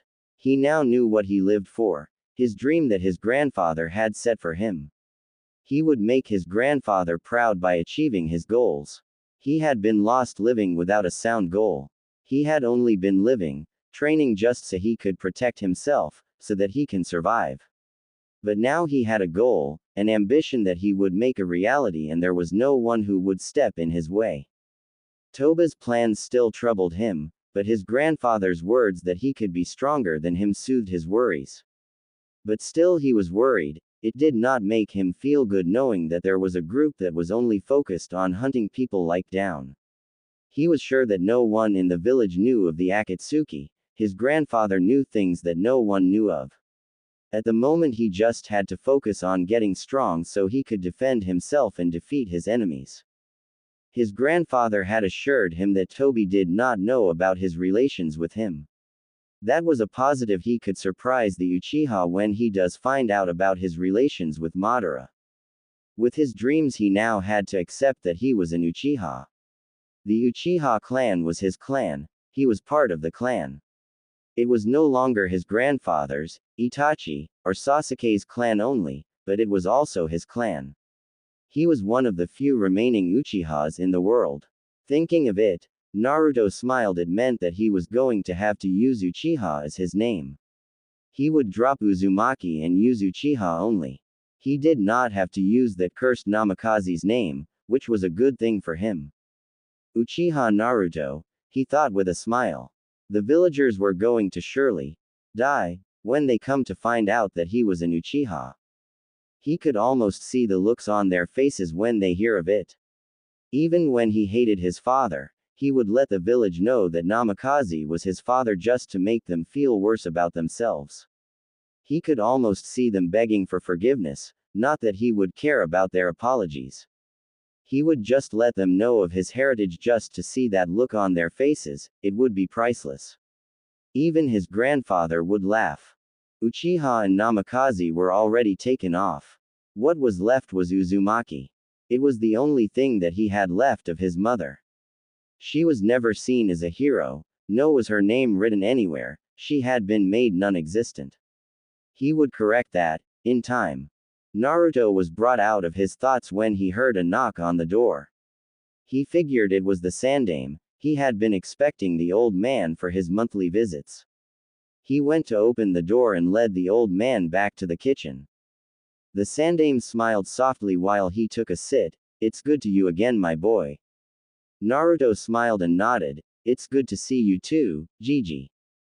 I'm glad you are still lively as always. I brought you your allowance," he said, giving Naruto an envelope. Naruto took it with a wide grin. "How are things at the academy? Are your senseis still sabotaging your academics?" Naruto shook his head. "Iruka-sensei no longer glares at me, and sometimes he even smiles at me." Naruto replied. He was surprised when the Chunin stopped glaring at him and started being nice to him. He was no longer kicked out of the academy. Iruka would even go as far as to have him woken up should he be sleeping inside the class, just so that he could listen to the lecture. Although he had been able to see traces of hatred at the Chunin's eyes, he knew that the Chunin was trying to get over his hatred, not hide it. The Sandaime smiled brightly upon hearing Naruto's answer. "Good, I expect you to get room result now that your sensei is being fair with you." Naruto grinned. He had expected the Sandaime to say something like that. "I will try my best, Gigi." Sarutobi smiled, getting up. "I will hear from Iruka about your progress. I will be going now, I have some paperwork to finish." Naruto nodded. "Goodbye, Gigi." The Sandaime walked away, leaving Naruto alone. The Sandaime spoke Iruka's sensei like he was familiar with it. He guessed the Sandaime was responsible for the Chunin teacher's change of heart. The old man, despite his lies, never stopped trying to make his life better. Unknown location. Naruto walked inside his grandfather's hideout with his Sharingan activated. A month had passed and he had returned to continue with his training. His grandfather was waiting for him beside Zetsu. Naruto stopped in front of them. "Let's get going," Madara said, walking away. Naruto followed behind with Zetsu.